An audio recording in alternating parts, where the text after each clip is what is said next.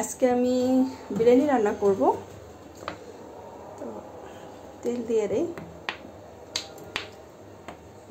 আমি ফার্স্টে আলুটা ভেজে নেব।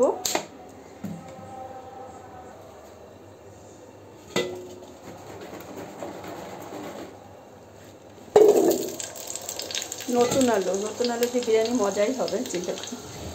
সামান্য লবণ, সামান্য মরিচের গুঁড়া। আরেকটা জিনিস আমি দেই, সেটা হলো সামান্য সিরকা। আমি বিরিয়ানির আলুতে একটু সামান্য সিরকা ব্যবহার করি। আজকে আসলে শুক্রবার দিন, গ্যাসের পাওয়ার একদমই নাই বললেই চলে। তো যার জন্য আমার আলুটা ভেজে নিই। আর নতুন আলু দিয়ে কিন্তু বিরিয়ানি রান্না করতে ভালোই লাগে, তাই না? এই যে আমার বিরিয়ানি পাগল ছেলেকে দেখবেন, এখানে আসো এখানে আসো। এই যে সকাল সন্ধ্যা বিরিয়ানি খেতে পছন্দ করে, এই হলো সে, যে সকাল সন্ধ্যা বিরিয়ানি খেতে পছন্দ করে।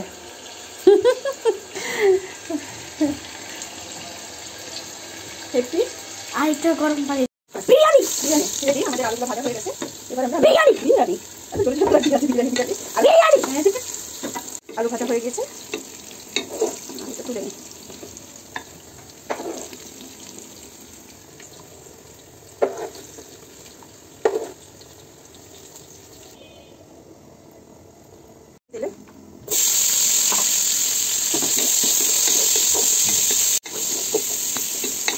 ভালো করে চেষ্টা করবেন। এরকম পেঁয়াজ বেরেস্তা করার সময় আপনারা একটু লবণ দিয়ে দেবেন। সামনে একটু লবণ দিয়ে দিলে পেঁয়াজ বেরেস্তা খুব সুন্দর তাড়াতাড়ি হবে এবং মুচমুচে হয়ে যাবে। একটু বেরেস্তা করে নিই। ওই একই তেলে আমি পেঁয়াজ বেরেস্তা করে নিচ্ছি। রেডি। এখন আমি এটার ভিতরে মাংসটা দিয়ে দেবো। পেঁয়াজ বেরেস্তার ভিতরে মাংস দিয়ে বাকি মশলাগুলো দিয়ে দেবো। এটা আসলে ইন্ডিয়ান পেঁয়াজ মনে হয়, এই জন্য তো একটু ঝরঝর কম হয়। আমি দেশি পেঁয়াজগুলো বেরেস্তা করলে খুব সুন্দর হয়। এটা একটু ওই যে তাও একটু হয়েছে, মোটামুটি ভালোই তো হয়ে গেছে। মাংস দিয়ে দেবো এটার ভিতরে, বাকি মশলাগুলো দিয়ে দেবো।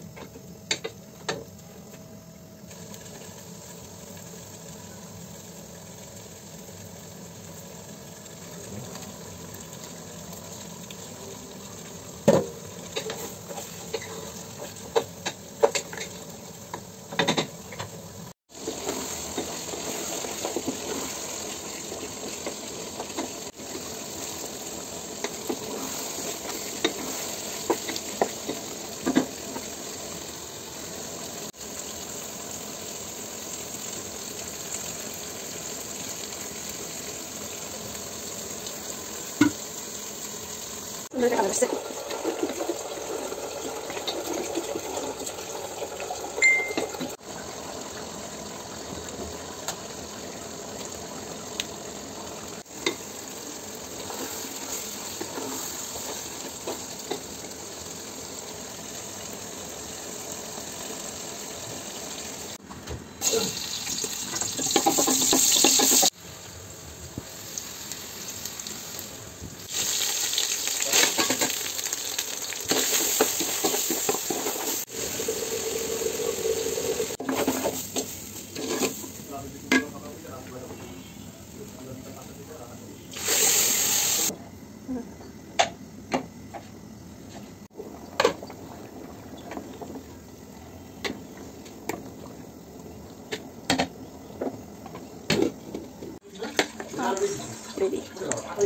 Ready ready ready.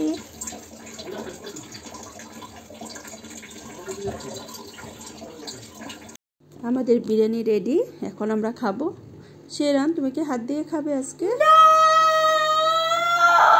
এত জোরে কেউ বলে? ওকে, আমি খাইয়ে দিচ্ছি। কেমন হয়েছে বলো তো? টেস্টি?